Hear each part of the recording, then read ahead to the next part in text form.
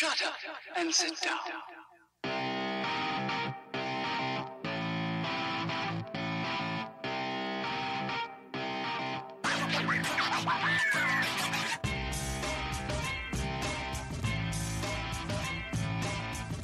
Welcome to the Bricks King podcast, where I'm going to bend your ear about LEGO, review those amazing bricks of plastic, and discuss what is new and up and coming around the LEGO world. I'm your minifig host, Matt. Let's build on it. Welcome in, everybody. How are we doing today? Not too bad here. I'm excited to talk about today's topic. Huge thing that LEGO has taken on, and I had mentioned we were going to talk about it, I think on the last episode, and I wanted to get to it. And the reason I wanted to get to it is because the mass overall popularity of this thing has just absolutely blown me away. And what I'm referring to is LEGO Fortnite. So many months back, I became aware that LEGO and Epic were doing something. The rumor was that it was going to be, well, they had signed a contract, right? I had shared that after I was able to. There was rumor that it was going to be LEGO sets based around Fortnite. Now, I'm sure there are some LEGO sets that they could have done or could do in the future, but you also have to remember that LEGO is not a company that backs violence. If you recall, we couldn't even get the Osprey. That was taken away. We lost the Indiana Jones set because of, the whole ideas with the Nazis, the Nazi party back in the 40s and stuff. So I can definitely see where, they have this potential apprehension of saying, hey, we are going to put out this set, which they're not as of right now.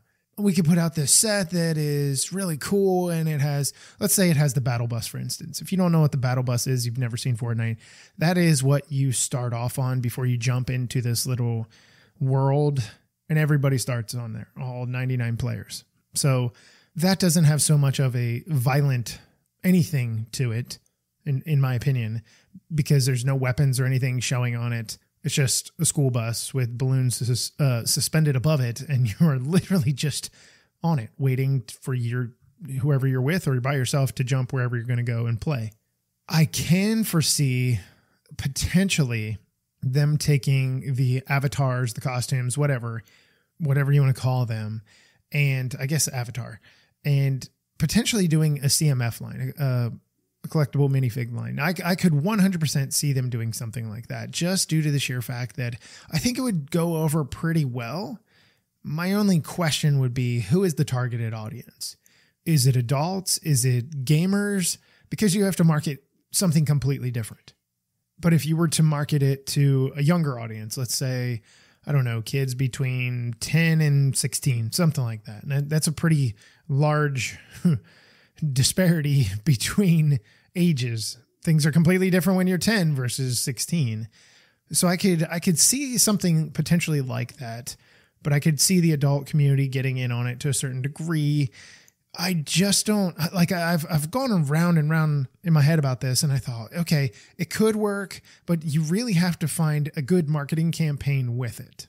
So with that being said, that's something I would hope for. I think it would be kind of neat. You have a lot of these little avatar suits, whatever you want to call them, characters that you can play with. So LEGO Fortnite, when all this settled, the dust settled in December 7th came about. It was a week ago. Yeah, I guess it was about a week ago. And I was absolutely fascinated with how this was going to turn out. I did not get a chance to play it for a few days. And I sat down last Friday, I believe, and I spent probably 6 hours playing. So here's what I learned from this. It is not a battle game of any kind. It is very much so a version of Minecraft. It is very much so a game of battling is not quite the right word I'm looking for, but there's two different things to this. There's essentially a free build mode. Not free as in it costs you. This entire thing is free, just like Fortnite is free. The base part of it. If you want to have different avatars and stuff, you pay for them. If you want to do it. Anyway, we're not going to get into all that. So you have I guess you could call it a sandbox mode, where it's just go in and build and have some fun and just do whatever you're going to do. And then you have the survival side of it. Survival is you are starting this little community colony and you're doing these little builds. And as you progress, you become stronger. You have more stamina, I guess. You get more hearts, which is your life bar. But you have to continue to feed yourself. You eat all these different things. You can eat, so early in the game, there are chickens, there are cows, there are sheep. You can use those. You can get milk from them. You can get eggs. You can get wool, or you can attack them with whatever kind of weaponry you have. And it gives you a little Lego steak. So you can use all of these things to feed yourself, and they all do different things. Some feed you more, give you more energy than others. Some do not. You can, for instance, you can create a grill at some point, and you can take that meat and put it on the grill, and it gives you more health benefits. It recovers your health bar more so than just the raw meat. And they even make a joke about it, that now you actually get to eat cooked meat versus having to eat raw meat, which I thought was kind of funny in its own way. So all of that. The daytime and nighttime are completely different. Daytime, by the way, there are trees, there's rocks, because you need all of these things to be able to do certain builds. And there's all kinds, just like in Minecraft or any kind of exploration game where you have crafting involved. You are finding more and more materials. You have to go further and further into the map. You have to progress deeper and deeper into the game as far as levels and stuff like that, so that you can end up getting more things. Because obviously the more you progress, weapons, tools, whatever. When I say weapons, I'm talking about like a pickaxe for rocks, or a sword, just because Lego does swords, to be able to slay some of these evil beasts like wolves and this giant weird creature that, God, it scared the bejesus out of me, and we'll talk about it in a minute. So crafting is pretty much the main name in the game, right? And it's all done with Lego elements, and it's done really, really well. Just like any Lego game that has been produced in the past, that is what is going on here. Like you chop things down and Lego bricks kind of fall apart, or you chop down a tree and then you see I think it's like a stack of wood. I can't quite remember. Anyway, with all that said, there are other things here. In Fortnite, when you play the actual game, there are chests that have different things. Could be ammo, could be different materials, could be weapons. In this case, weapons are completely different. However, what you do find in them is a whole bunch of different things. You can find new, for instance, early on, if you pop a chest, you could find a feather, which you need feathers to craft certain things. So there are these chests that are all over the place. There's these buildings that are everywhere. And it is essentially this giant map, and they call it a world, this giant map where you are exploring. It is completely grayed out until you get to a certain spot, and then it's more and more and more. So during the day, like I said, everything is kind of easy. You still do have your enemies. The biggest thing is you have wolves. I will say there are these little rolling rock creatures in the beginning. Boy, oh boy, until you get some health up for that thing, they are a pain in the butt. Little spiders, pow, pow, done. Or a quick swing of your sword and they're done. So there's all of these little elements. And then the big giant creature, which, God, it scared the crap out of me. Like, no joke. I looked at that thing, and that's one of those things, it's nope, I'm turning around, I'm going the other way, without a doubt. So at night, what they have going on is, it's a small transition. It's slow, it's gradual, it's twilight, and then it's completely dark. And they have skeletons that are all over the place, and they see you fairly quickly. It's hard to hide from them, but they will come after you. If you slay a skeleton, you get a bone, and if they have a weapon, like they have pickaxes and stuff like that, then you end up getting whatever they are carrying if you want it. It usually tends to not be that great, because every time that you swing a pickaxe on a rock, for instance, the strength of that continually decreases every time you hit something. So most of their weapons are pretty bad as far as what they have left before they become really, really poor and don't work, and eventually it breaks and it's no longer able to be used. Now, the cool thing about this, there are caves, by the way. There's so much. There's water. There's just pretty much everything that has been in Fortnite different landscapes, snow or the cold, the ice, deserts, all kinds of different things. And it's really, really fascinating to me because you feel the Fortnite game without being Fortnite, without all the battle. I mean, you could say, oh, I'm battling these little creatures, these enemies and stuff like that. Okay, that's fine. That's no different than I guess in most LEGO games for the most part. So that is fun. The thing that blew me away was when I popped on last Friday, there were 2.4 million people playing. 2.4. That is a crazy amount of people. Now, this is a multiplayer game, so you can get into somebody else's world and do stuff and whatever. 2.4 million people at one time. And, I had got on subsequent days and noticed that it didn't drop, like even in the evenings. I'm saying like 11 o'clock at night in the PM. There were still over 1.5 million people playing. I'm like, this is crazy. This is absolutely wild, insane stuff. Like, I did not expect to see that. I knew this was going to be a very interesting game for people to play. I knew that without a doubt, but I did not see it becoming like a cult version of any kind of game. I just did not see that, but they have done really well with their marketing. They have done really well bringing in parts of Fortnite without bringing in Fortnite. And I think, by the way, they have confirmed that this is going to be a permanent fixture on Fortnite. So as long as Fortnite's around, this will be a permanent fixture, a permanent mode. So getting back to numbers here real quick. 2.4 million people playing this.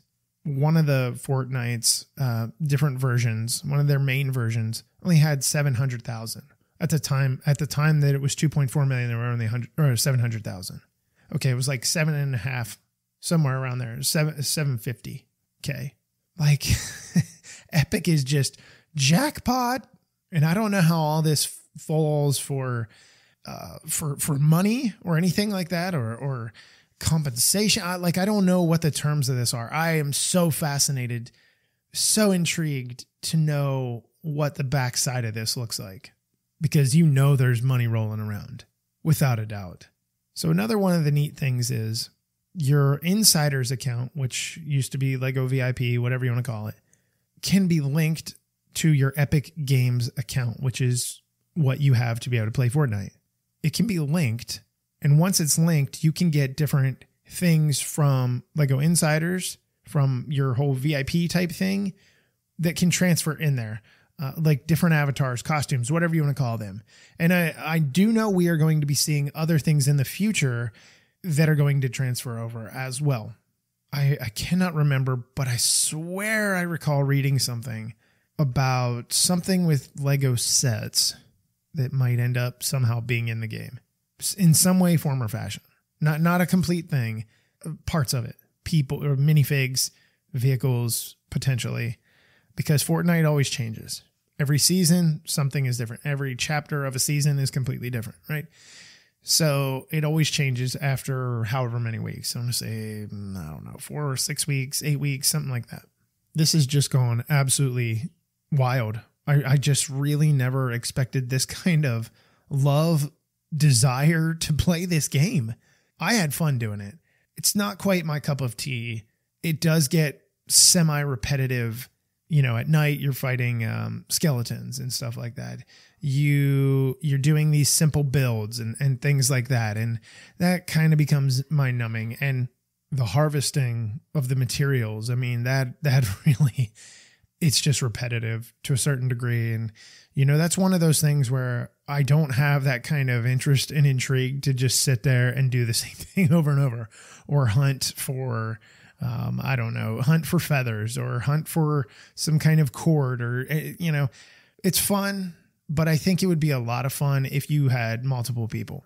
And I know April B and a few of her people, I could see when they were online, they were playing together, and I'm sure it's a blast. So you really just have to find out what you want from it. Like I said, it's not for everybody. It's kind of like an adventure game, but there's a lot of harvesting of materials. And it's a theme, and you're building things. Now, the sandbox mode I did try, that is kind of fun because you just have all of these different things that you can build. And I see a lot of people that, on social media and stuff that love it. That's fine. That's cool. But I will tell you this, there are big time gamers, like streamers, that have been playing this, and that all that does is increase Lego's portfolio. I guess, the viewing of this, all that does is drive more people to Lego. It's ingenious. Whoever came up with this entire idea, it's one of those things you walk into a boardroom and you're like, I got an idea for you guys. What if we pair with Epic Games to do something with Fortnite? Well, that immediately became epic. No pun intended, no dad joke there. That just became an epic thing. And it has turned out to be epic, absolutely wild, large. And man, I'm curious to see where it goes from here. So that's all I have on that. I implore you to check it out, at least, even if you're not a big Fortnite person, costs you nothing. And just to check it out, even if you just check out sandbox mode, I think it's pretty cool. I think it's pretty cool. I know kids are having a blast with it. I've already talked to a bunch of the students that I teach, and they have been playing it and they love it. And, kids are nuts for Minecraft. They will sit. You could take a class of 25 kids with their little Chromebooks and, say, hey, you guys can get it on and play Minecraft. Really? And, you got kids like, oh, I found a diamond, or I found this, or this is rare. And I mean, they're building stuff up in the sky. Kids love this kind of stuff. It's intriguing. It's, and like I said, if you're playing the survival mode, there's much more there to be able to do really whatever you want. Really just kind of whatever you want. It's an open canvas, a blank canvas. So you should check it out. Just check it out. Like I said, it's not for everybody. It definitely isn't for me, although I did enjoy it. I just can't find myself really spending hours doing that when I could be playing something else as far as video games go, or, building Lego, which we all love, of course. So with that said, the dream stuff is going to be on the back side of this. I believe there's 5 sets. I've got them sitting over here. We are going to talk about them. And we're going to talk about them pretty quickly. It's all going to be in a one-shot episode. So that's coming. And LEGO Masters Season 4 is about to wrap up, so that will be coming. So until we meet again, I'm your minifig host, Matt. Let's build on it.